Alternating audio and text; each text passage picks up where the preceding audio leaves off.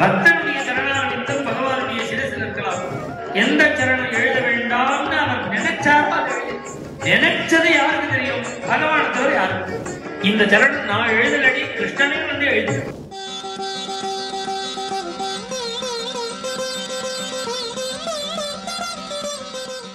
பகவானுடைய சரணாரவிந்தம் பாகவதாருடைய சிரசில் இருக்கிறது உச்சிதம்.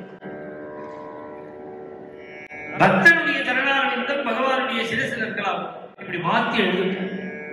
ராதையோட சரணம் கிருஷ்ணனுடைய சிரசில் இருக்கு. மனசுல தோழினது எழுதல். என்ன இந்த கதைகள்லாம் தோழினத்தை அவாவா சொல்ல ஆரம்பிச்சிட்டாங்க. என்ன சொல்லுவாங்கன்னா, அவர் பழையதை சாப்பிட்டார், என்ன தேய்ச்சிட்டார், பழையதை சாப்பிட்டார், குடிக்க போட்டு என்னதான் எழுதினார், அப்புறம் கீறினார், இதெல்லாம் அதெல்லாம் ஒண்ணுமே கிடையாது. புஸ்தக பிரமாணம் பக்தமாலால 3 அத்தியாயம் சேதை சேர்த்து மனசுல தோழினது. இப்படி ஒரு சரணம் தோழினத்தை எழுதல். இப்ப 6 சரணம் ஆயிருக்கு. 7வது எழுதி மனசுல தோழினது எழுதல. இன்னும் 8 பாக்கி இருக்கு. இன்னும் 2 சரணம் எழுதியா பிரவாகமா வந்துட்டு இருந்தது. நின்றுடுச்சு. யோசனை பண்ணி பார்க்கிறார். வரல. அன்னைக்கு சனிக்கிழமை ஸ்நானம் பண்ணிட்டு சாப்பிட்டு அப்புறம் எழுதி போட்டு எழுத்தோர எழுத்தாணிய வச்சுட்டு பத்மாவதி எண்ணெய் கொண்டு வந்து கொடுத்தா.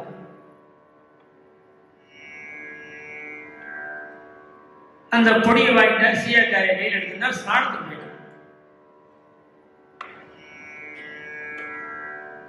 ஸ்நானம் பண்ணிட்டு ஜெயதேவர் ஸ்நானம் பண்ண போயிருக்கார். எண்ணெய் தலையோட வந்துட்டார். இன்னும் அரபு தேய்ச்சிக்கல. பத்மாவதி எழுத்தோர எழுத்தாணியை கொண்டார். ஸ்மரகலன கண்டனம் அந்த சரணத்தை எழுதி. என்ன சுவாமி ஸ்நானம் பண்ணிட்டு வந்து எழுதக்கூடாதான்னு கேட்டேன். இல்ல தோழினது அப்புறம் பறந்து போயிடும், அதுக்காக உடனே எழுதினேன்னு சொல்லிட்டு போயிட்டார். ஸ்நானம் பண்ணிட்டு வந்தார். சாப்பிட்டார். ரெஸ்ட் எடுத்து சாயங்காலம் எழுத்தோர எழுத்தாணியை கொண்டு வந்து கொடுத்தார்.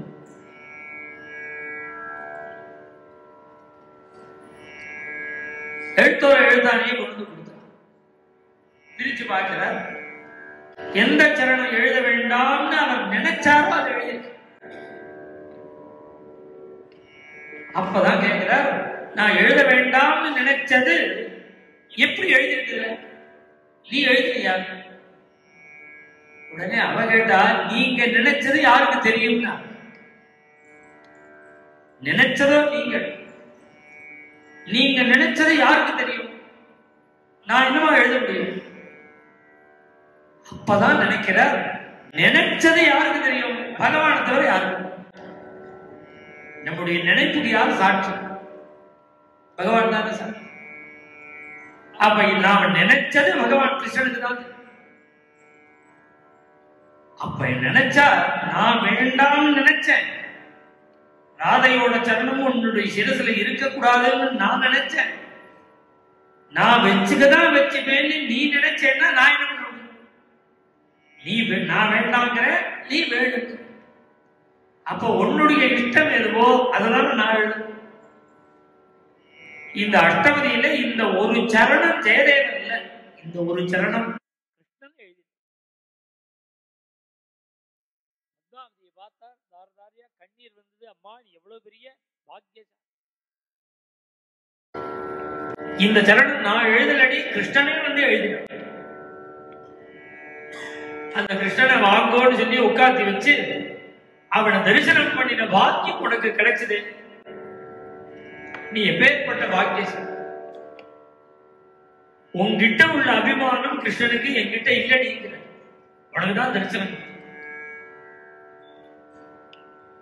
இந்த அஷ்டபதியில பத்மாவதிக்கு கிருஷ்ணன் தரிசனம் கொடுத்ததுனாலதான்